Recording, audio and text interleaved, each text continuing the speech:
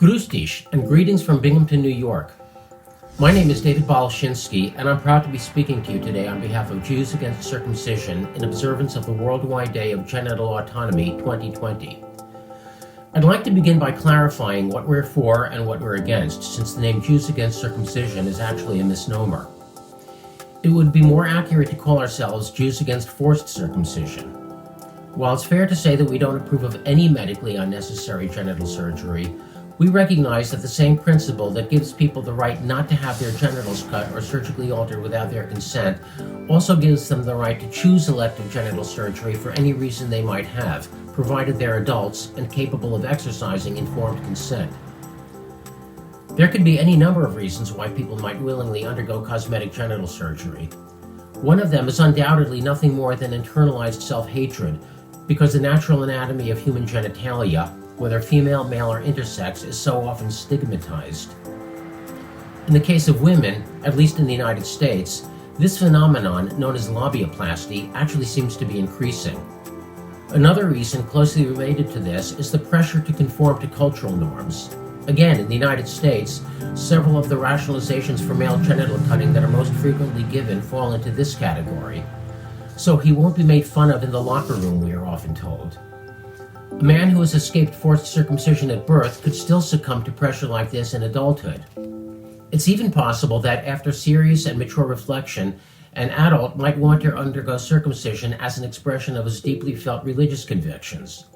What matters in all of these cases, though, is that in a society that respects fundamental, universal human rights, the decision to have part of a person's genitals removed is a decision that belongs to that individual himself and no one else. It's his body, his choice.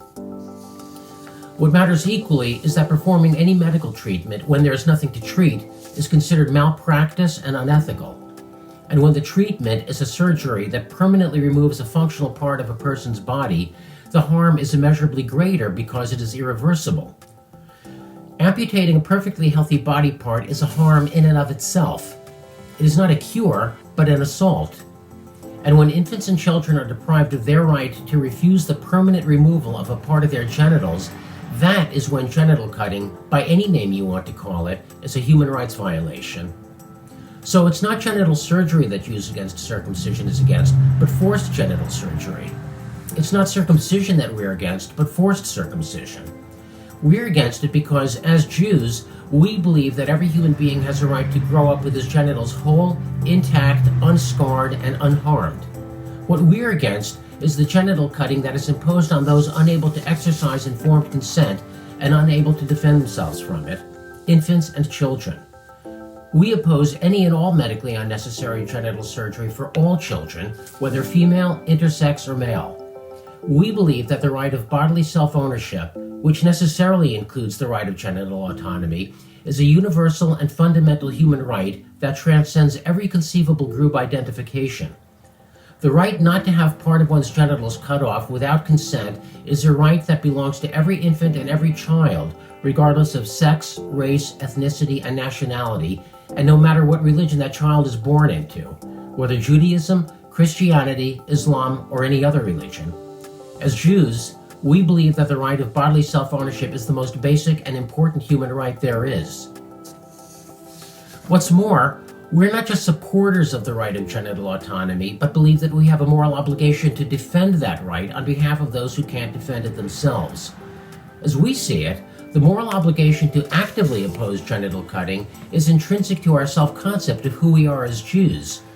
This obligation comes from the principle of tikkun olam, which is typically translated as repairing the world.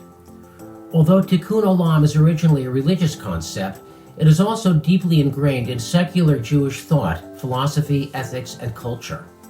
It is a moral imperative that impels followers of Judaism and secular Jews alike to strive to leave the world better than we found it.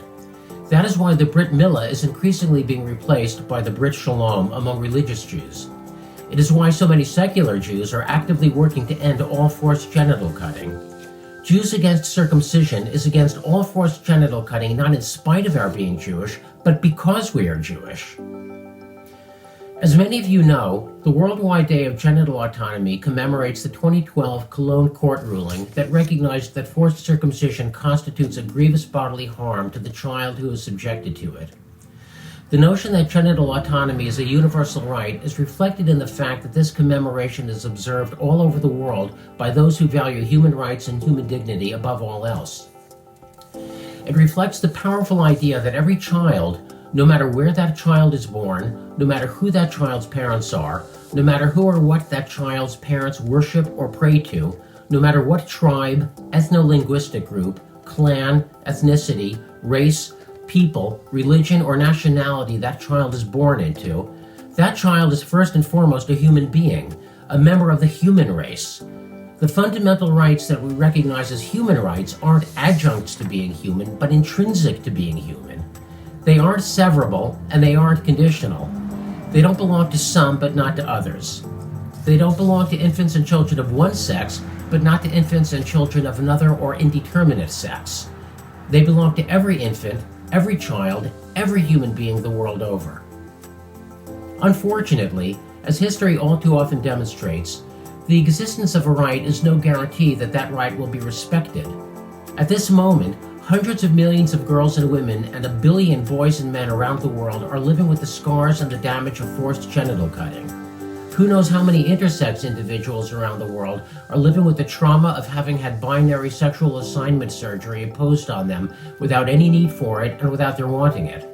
That is why the Worldwide Day of Genital Autonomy exists. Not to encourage parents, religious leaders, medical professionals, and legislatures to grant the right of genital autonomy to every child. How can one grant to children a right they're born with? Rather, is to demand respect for the right of genital autonomy that, by virtue of being human, every child already has.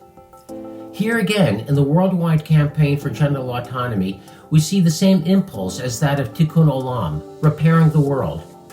This impulse, of course, isn't unique to Jews.